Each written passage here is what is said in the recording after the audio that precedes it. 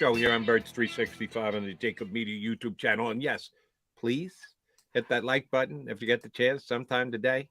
Even if you don't like us, come on. Just do it because you're a nice guy. Even if you know you're lying, damn it, hit the button. It really is. It's not like we're charging you for it or anything, but they tell me it helps with the algorithm. I have no idea, bloody idea. Yeah, I worked in TV 35 years ago. Johnny Mac told me, hey, Jody, you forget everything you learned back then because it's a whole new bright world that we're dealing with. Yeah, in some ways, not in good ways, but it is. Yeah, so like, share, subscribe. Hit us up. Thanks for streaming on in. Jeff Kerr should join us in a couple of minutes. He was doing an interview on another station. He should be. Oh, Kansas City. Jeff turning his back on the Eagles fans. So well, you don't know. Maybe he's going on the Kansas City station and trash talking. Here he is. The good folks. Yeah. That's kind of difficult to do when they won the game. You can do all the trash talk. Well, like John and like a lot of others here in town, continue to sing the song of the better team lost the game. I believe that. Yeah, I don't. I know you don't. But where you and I disagree, they had a parade in Kansas now that's City. Old school. All we've had is a parade of people complaining about a call in the last 2 minutes of the game that could have won the game. I haven't complained about the Eagles. Actually won the game. The Eagles lost the game. I have no issue with that call. You have never heard me complain about officials, the field. I do not complain about that kind of stuff. Both teams played with the same officiating staff. Both teams played on the same field.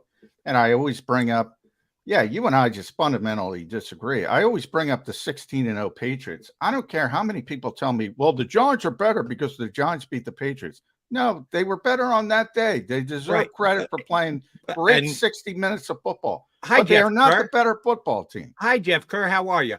You're right. The Patriots were undefeated until that game. So you're comparing this year's Kansas City Chiefs to that team's New York Giants. How many games did the Giants win that year? No, I'm leading up to the Super Bowl. And I'll get Jeff's thought on this. No, I'm not comparing. I'm saying that is such a lopsided example of what I'm talking about. You can't deny it. One team was obviously better, but they lost. No, the Eagles and Chiefs were very close. I'm not saying it was that lopsided, but I'm saying the Eagles were the better, more well-rounded team. After 30 minutes of football, I admit, I said, Kansas City can't deal with this team. They're done. I give the Chiefs all the credit in the world for that second half. Not all the credit, because you're still saying they were a lesser team. They are a lesser team. In my opinion, the better team lost. It happens every week in the NFL. There would be no such thing as upsets. Upsets happen all the time. John, you're arguing the possibility of there being an upset. I get that. That wasn't what happened on Super Bowl Sunday. The Eagles were a 1.5 favorite. The Eagles weren't a 9-point favorite. They were a 1.5 favorite. They got beat. That could be swings the pendulum from one side to the other. I'm not arguing that got beat. I'm arguing that's a slight upset. I'm arguing the better team lost the football game. It happens all the time. You're acting like it never happens. No, you're acting like you can compare an upset like the Giants over the Patriots. No, that's not what I said, Jeff. Help me out. That's not what I said. I said that's such a lopsided example of what I'm talking about, that even people that disagree with me, like you, can't deny that it happens, because that is so lopsided. Wouldn't try to deny it. Upsets happen all the time in football. Happen every week. I acknowledge that. That wasn't the case in this game between the Kansas City Chiefs and the Philadelphia Eagles. Because it's the Super Bowl, because the teams are relatively evenly matched, because they won the football game. What does that mean? If they play 100 more times, Kansas City's going to win? If they play 100 times, I think the Eagles are going to win more than 50. That's my point. That's my only point. And I think Kansas City wins more than 50. Because here's the one thing that I know I did, and I think a large percentage of Eagle fans did, including you, John, because of the stance you've taken. We underestimated the coaching matchup. It happened.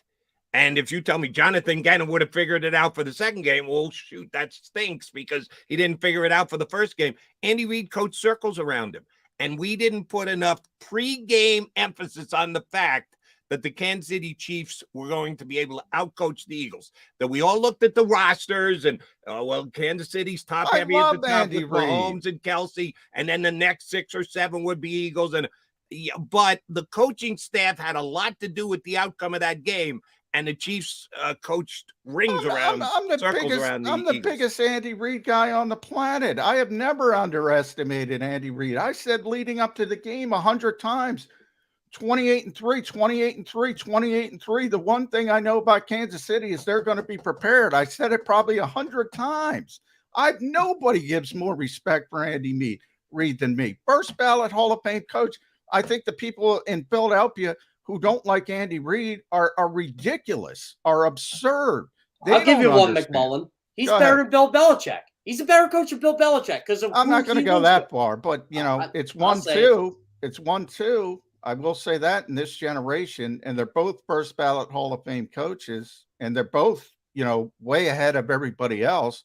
So for those thinking I'm saying the Eagles are the better team because I think Jonathan Gannon is going to understand, no. They're always going to get out coached by Andy Reid. Always, always, always. That's baked into it. I think they're the better team because they were far deeper. The Chiefs were very top heavy. Their top players performed. They handled Chris Jones well enough, but I think the Eagles were the better football team. And Jeff, we appreciate you both logging in and coming on. I just got one more question for Jeff. Let's get Jeff. I got one more question for Jeff. How'd the Chiefs win? If the Eagles were the better team, the deeper team, the better roster, you put them both, and then you play the game, and one team wins. How did the Chiefs possibly win the game if the Eagles were better? The Eagles players on the defensive side of the football couldn't make a play. The only difference between then maybe you overrated the Eagle players coming in if they couldn't make a play. I overrated the Eagles players coming in. If you're telling me the Eagles were a significantly better team because they were deeper before the game was played, then yeah, maybe you overrated the Eagle players. So I watched the number 2 defense. I watched the 70 sacks. I watched all the turnovers. And I said it from day one. The only difference between Super Bowl 52, where Jim Schwartz's defense shat the bed, was they made one play. They made one stinking play, and they won the football game. If Hassan Reddick breaks through instead of slipping on the field all day like he's on an ice rink, if Josh Sweat, Brandon Graham, Fletcher Cox, Javon Hargrave, James Bradbury, Darius Slay, TJ Edwards, CJ Gardner-Johnson, all these Pro Bowl, all pros, Pro Bowl alternates, if any stinking one of them, as everybody sits and blames Jonathan Gannon, if any stinking one of them made one play, they win that game. They couldn't do it. On most days, they're going to make a play. I'm going to back you up here. So I was just on a Kansas City radio station right before I hopped on with you guys. I was asked, because this has been the talk in Kansas City, did the better team lose the football game? And I said, yeah, I thought they were the better team. And I said at halftime when the Eagles were up 10, I said, that's not enough. They should be up more. They gave them 7.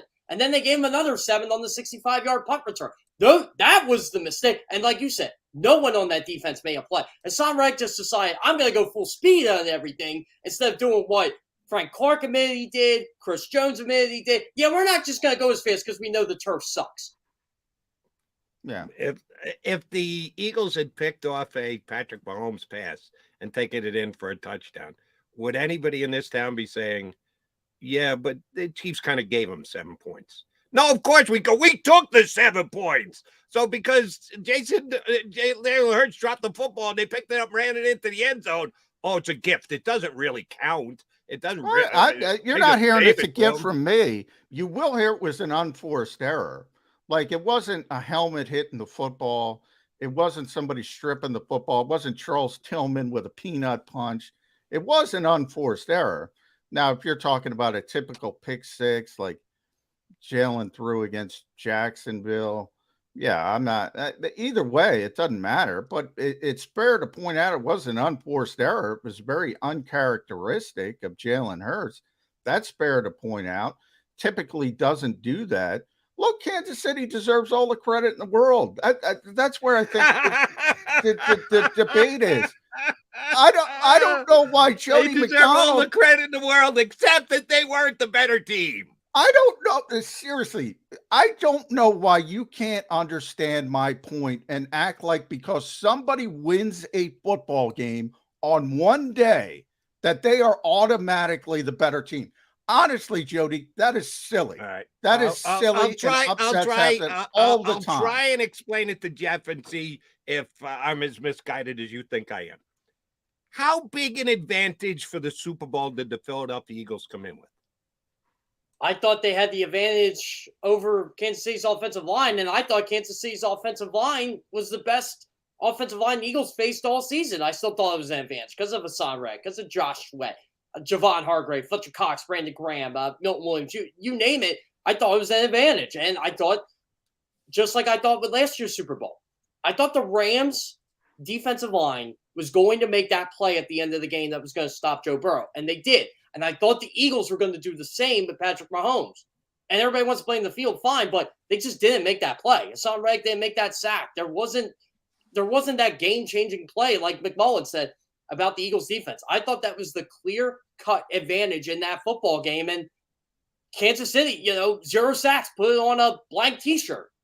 They deserved. They put it on a T-shirt. They did deserve it. They did. They deserved it. They shut that pass rush down. And I don't want to hear about the field conditions because it was the same thing for them. And I give Hassan Reddick a lot of credit. I give all those guys on the Eagles that talked about it. They said, look, we're not going to use it as an excuse. We'll talk about it, but we still needed to get the job done. They did it. I actually thought the Eagles handled that loss with more class than probably any team they faced in that postseason.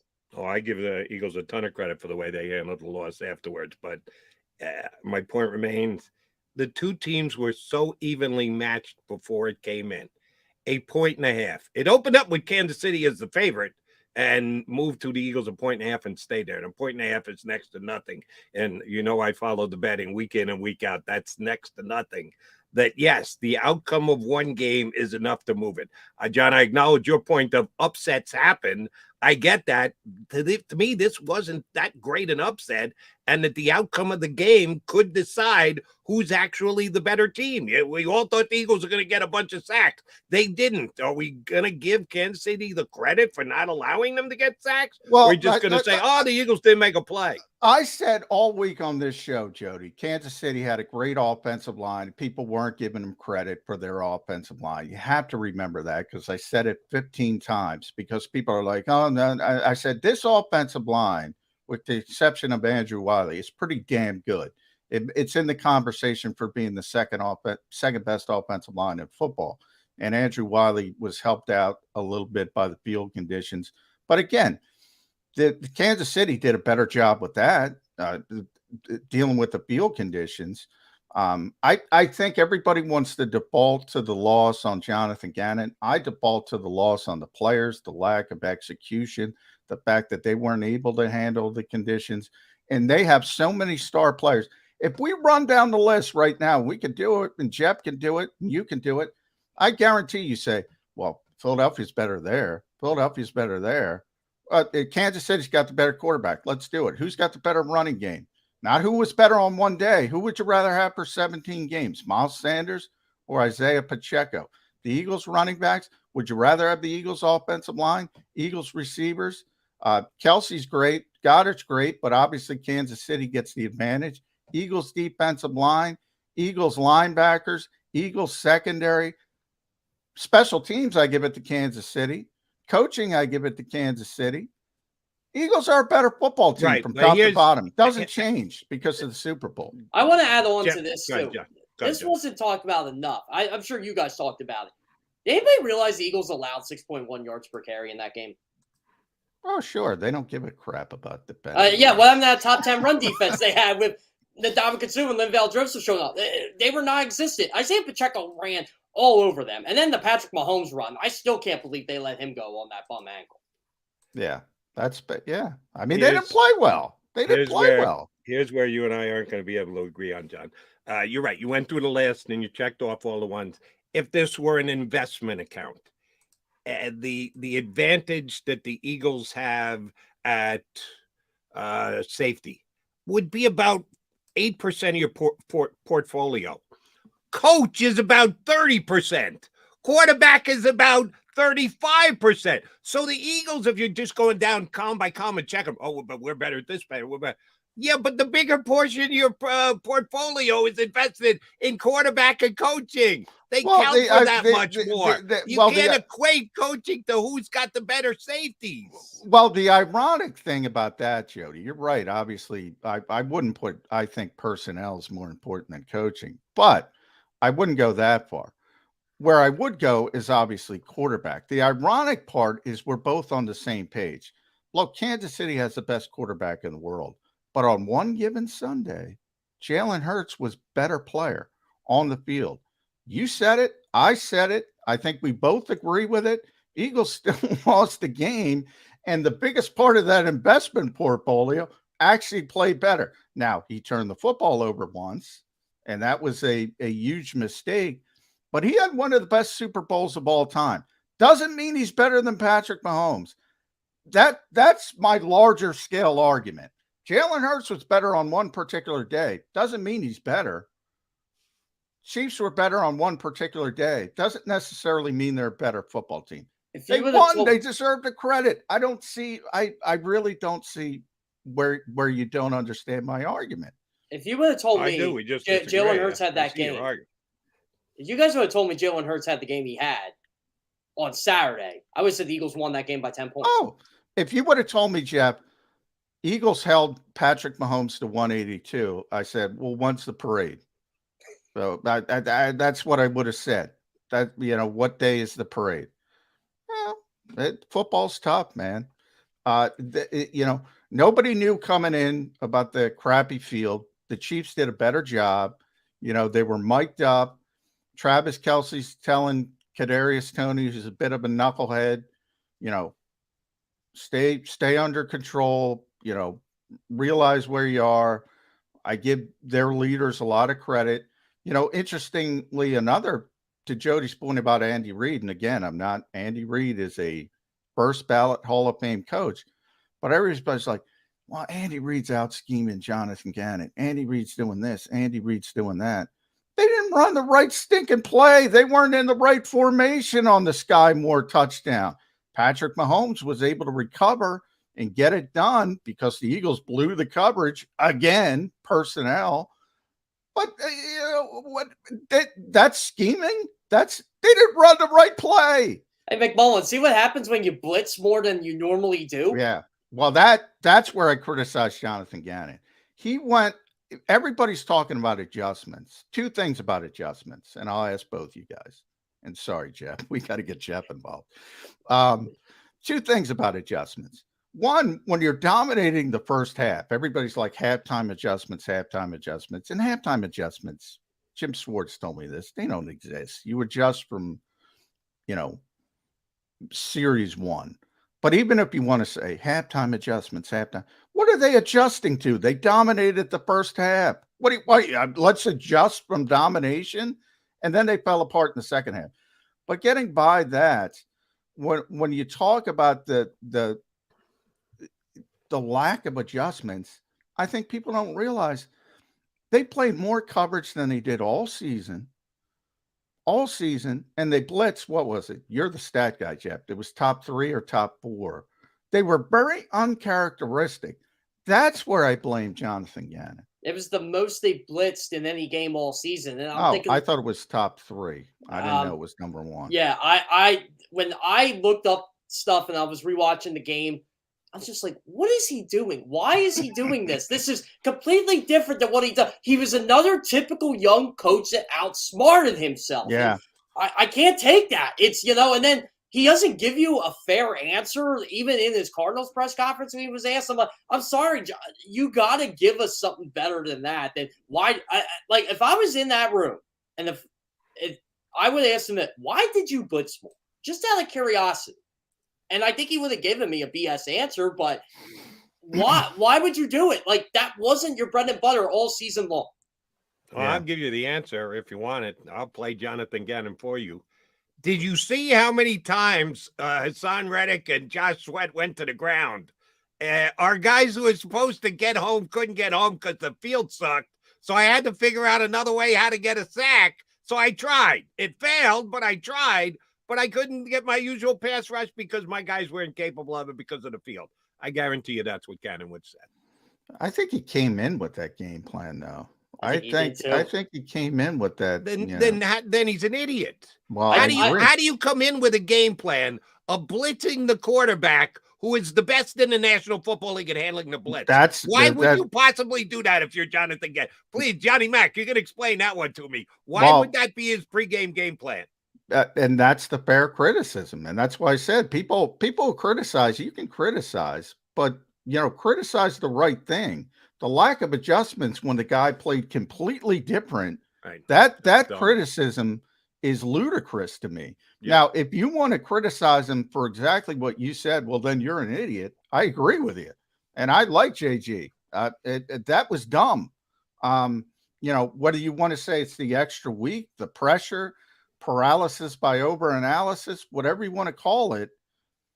They were they played a different way than they played all season.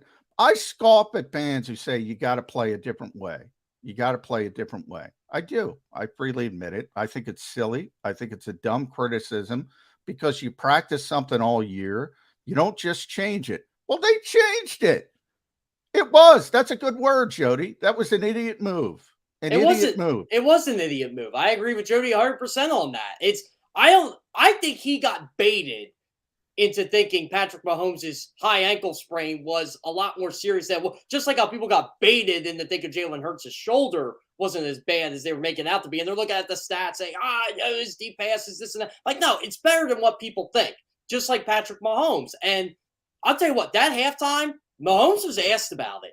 Did you get a shot or anything? He said, no. He said, I had 18 more minutes to get treatment. And I think that's what helped him get through that second half. I think he was in pain during that game, but it wasn't as significant as they were making it out to be, though it did take away a lot of Patrick Mahomes' mobility outside the pocket. But again, he went 6 for 6 in the AFC Championship game. So I just tip my cap to Patrick Mahomes and Andy Reid and Eric Bieniemy and Matt Nagy and all those guys saying, you know what, these guys are just good. Bottom line. Well, they are good. They are good. But that's one of my things with the Eagles moving forward. The Eagles were really good. And to assume that they're going to be that good moving forward, I think is a little bit of a reach. And the expectations are still going to be there, Jeff. And, remember, number 2 defense isn't good enough. 70 sacks isn't good enough because you fell apart in the Super Bowl. We got Brian Dawkins saying, I wouldn't want to play in this defense. Of course he wouldn't, because he wouldn't be allowed to blitz. Yeah. Seth Joyner, where Jonathan Gannon was deciding ahead of time he's going to play. Yeah, he would love to play in the Super Bowl. Yeah. But by the way, I love Brian Dawkins. He should not be talking about how to perform in a Super Bowl, because if I recall, he didn't play great in Super Bowl 39. No. Well, and our own Seth Joyner, who we love, wants to be the defensive coordinator because the Eagles can't get it right. Blah blah blah. There's a lot of the expectations. Remember, I talked about personnel. Like, nobody wants to blame the personnel. They say the personnel is so good. Jonathan Gannon did a terrible job. Well, the next defensive coordinator, whoever it's going to be, the personnel's that good. Now we'll see with all the free agents, but there's some unrealistic expectations in this town. If Jody asked me this yesterday, so I'm going to get in trouble. What the hell? I always get in trouble. He brought up Brian Dawkins saying what he said, and I didn't hear the whole thing, the context, but I said, I wonder how many number 2 defenses Brian Dawkins played on in his career. He played on at least one. I know. No, he didn't, Jeff. Number 3 defense. Number 3 was as high as they got. Number 3, well, it's just the typical yardage, which you can get into advanced stats. And he played on some very good defenses. Don't get me wrong. He never played on one that reached number 2. What doesn't he like? The 70 sacks? Because none of his defenses ever got 70 sacks. All the turnovers. One of the safeties on this team led the league in interceptions and missed 5 games. What don't you like about this defense except crapping the bed in the second half of the Super Bowl, which is kind of like Jim Johnson's defenses in a lot of those NFC Championship games and Super Bowls. Yeah. but you're on the big stage. Does everybody miss that? You're in the Super Bowl. I mean, I don't get it. I think I'm going bananas at some point, Jeff. I don't know. It's I just hate. I tweeted this morning. You really want former players who with no professional coaching experience to be your coach? That's how you end up with Jeff Saturday. That's how you end up with the Indianapolis Colts were by far the worst team in the NFL to end the season. They were an absolute embarrassment, an absolute joke. They're probably one of the worst teams I've ever seen in all my years of covering the NFL and in all my years of watching the NFL. That's times when you put a former player who's never had any coaching experience in that situation. It's the bottom line. So I love Seth Joyner. You want to be the Eagles defensive coordinator and give up 30 points a game every week? Go right ahead. I don't care. That's fine. If that's what the fans want, fine. I'd rather have a good defense.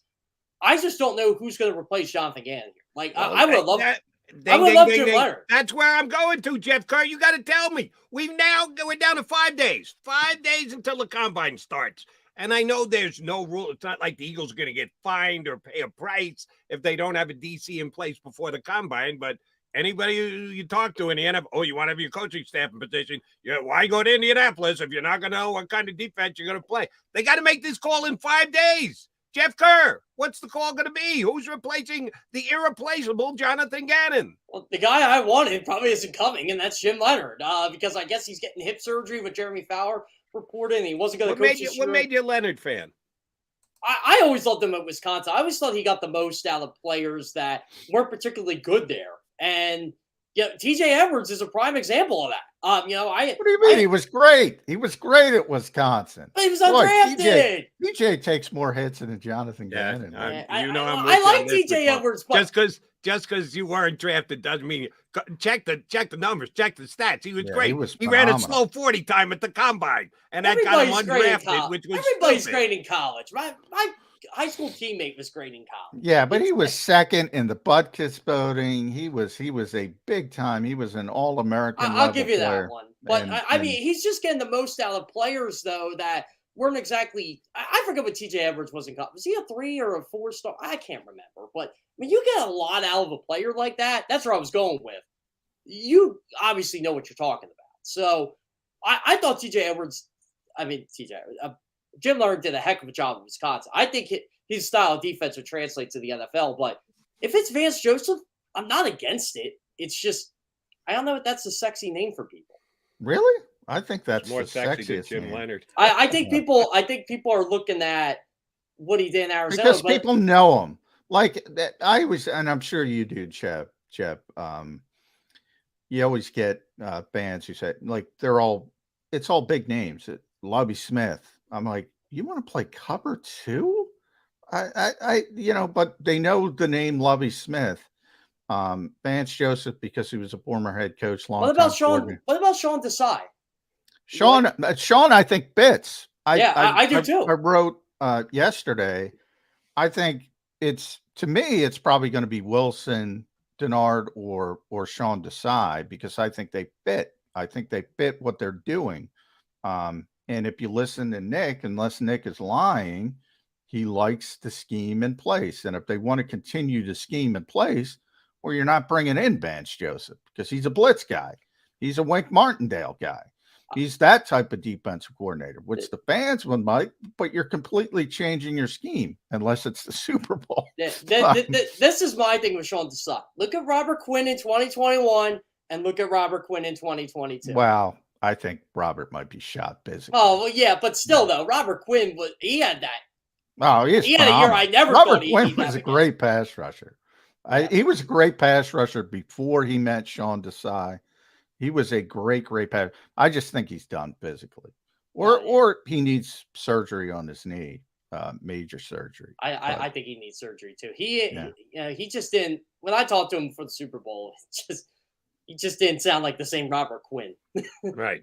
But just remember this when next Howie Roseman picks up someone at the trade deadline and the explanation is, he's getting double team on every single play. That's why he's got no – why would you trade for a guy who's getting no sacks? I get it. He got 20 the year before, but he's got none this year. Oh, it's because he's double teamed on every single play. Well, he came in here to Philadelphia. Either he didn't play, or when he played, he didn't get double teamed, and he still didn't get any sacks. So sometimes just checking the stats does work, which is what I'm going to do for you, Jeff Kerr. This sounds like a Jeff Kerr project if I've ever heard one, because you're great at getting this stuff up.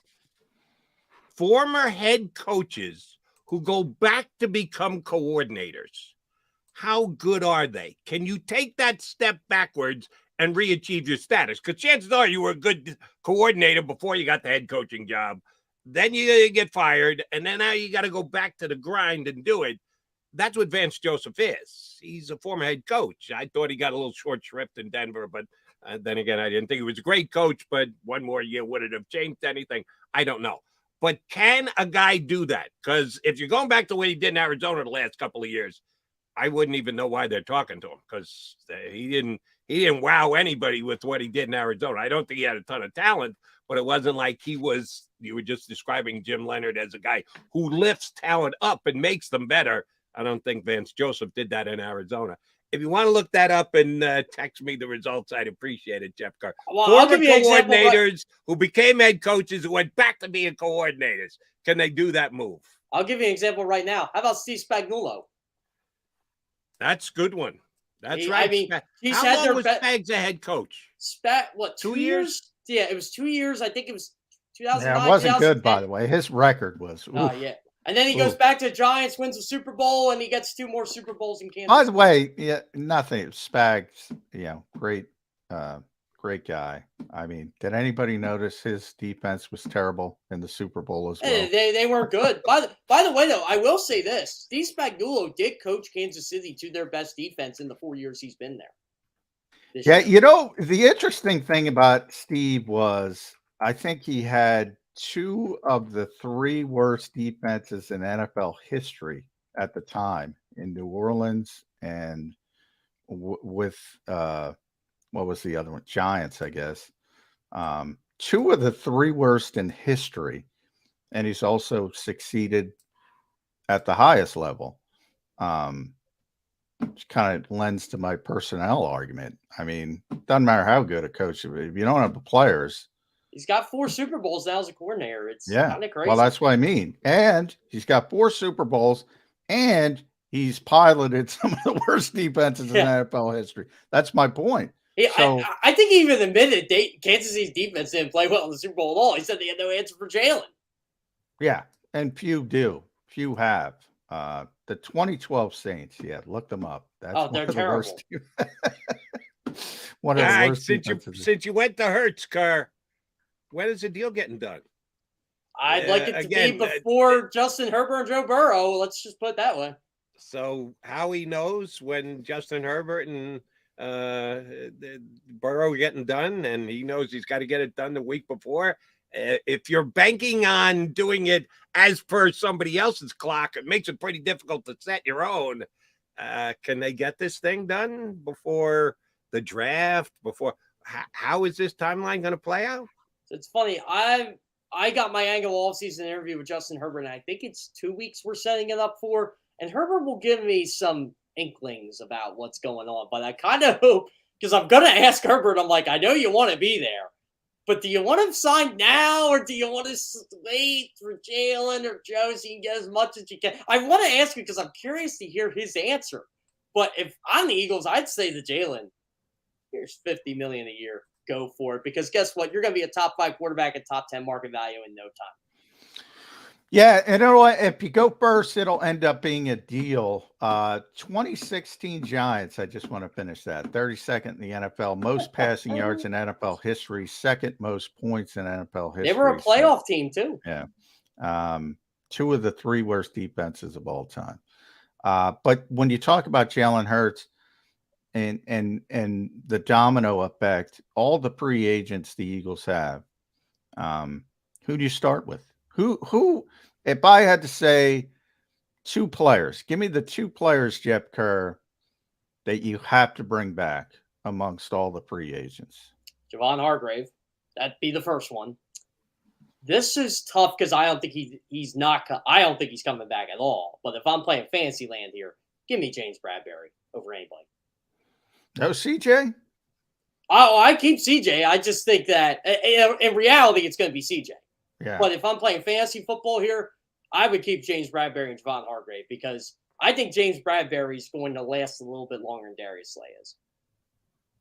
Yeah, so do I. But they're married to Slay, and I don't think they're moving off that. But you would agree that despite how you would rank the two players, the Eagles prioritize corner over safety. Is that going to be enough for them to prioritize Bradbury over Johnson, or does the age come into it as well?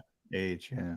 Yeah, well, age. This is why I would keep CJ because CJ can play corner and safety, which is what I really like. This is why I don't think they're going to franchise tag CJ. By the way, I think they just don't franchise tag people. I mean, they have a bad history with it. Tag Trotter rescinded it. Tag Corey Simon rescinded it. Tag LJ Smith because McNabb liked him, which was stupid.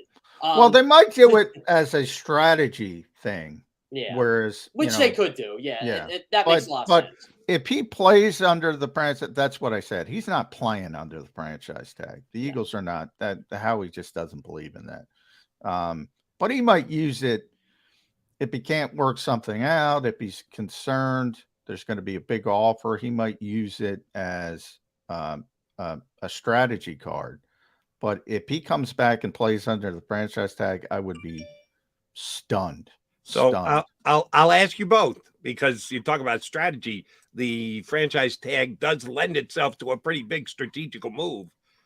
Mostly players don't sign it immediately. Shoot, they wait all the way through camp. They don't sign it till the day before. The kid from Cincinnati, Bates, it sat on him all year long, and then he signed it right before he came into camp, right before the season started. You don't have to sign. Now, you can't participate, you can't play, but you don't have to sign.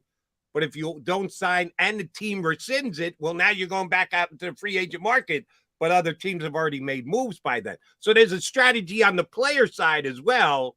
If they tag Chauncey Gardner-Johnson, does he sign immediately? Does he wait? Does he play it all the way out to free agency? How does it go? I personally think he'll sign. Not right away, but I think he'll sign just because it's a significant pay raise over what he's gotten. And I think some players need to realize that. And Orlando Brown told me this too, because look, as much as he didn't like it, it was much more than what he was getting. And he said, if I have a better year, I got more leverage the next year. And guaranteed.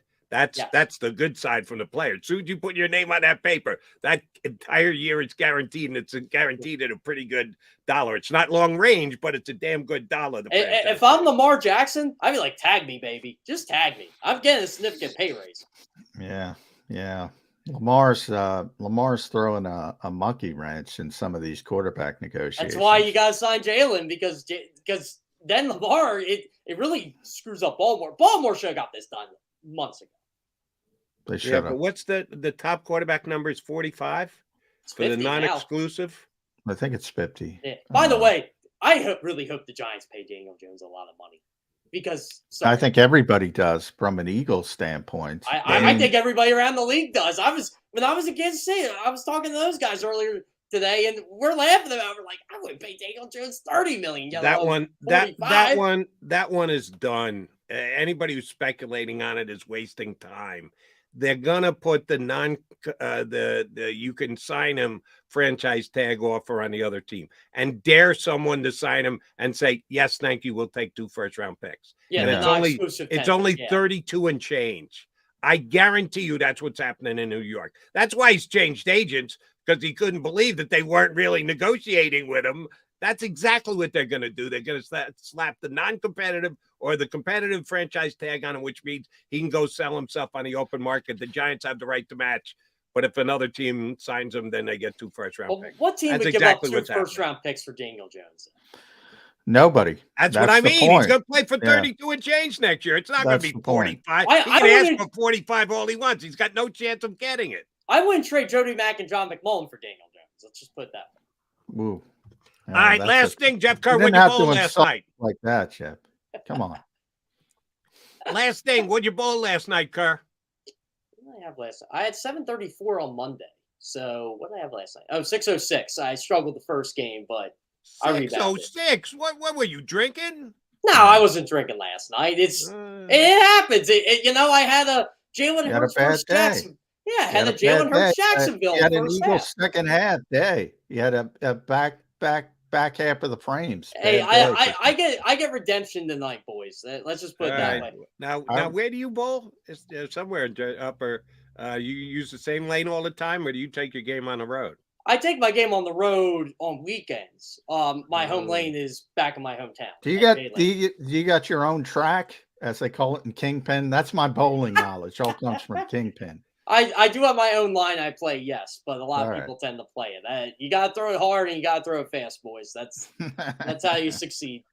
JK, a pleasure. We appreciate you coming on. I know a couple guys on the stream mentioned, where's Jeff Kerr? We had to say he's on hiatus. He'll be back. Don't worry about it. He'll be back. But thanks for jumping in with us this morning. Good catching up, buddy. And again, my apologies. That's on me. I was debating with Johnny Mac just as we punched. Oh, no. Guys, I was thoroughly entertained just sitting here. I'm that guy that eats the popcorn. I'm Michael Jackson. Yeah, people like when Jody and I argue. Yeah. I thoroughly enjoyed it. I'm like, hey, you know what? You guys can argue the whole 30 minutes. I don't care. As Tio would say, get your popcorn. Jeff Kerr, thank you very much for jumping in this morning. Yeah, sounds great. Thanks for having me on, guys. That's Jeff Kerr, CBSSports.com, and the host of Good Morning NFC East here on the JAKIB Media YouTube channel. Appreciate your being on the JAKIB Media YouTube channel with us. Mac and Mac here on Birds 365. I will come back. I got one thing I want to hit Johnny back with, not who was the better team in the Super Bowl. We beat that to death. But coming up in less than 15 minutes now, Ben Solak from The Ringer and the Philly Special Podcast. We got Ben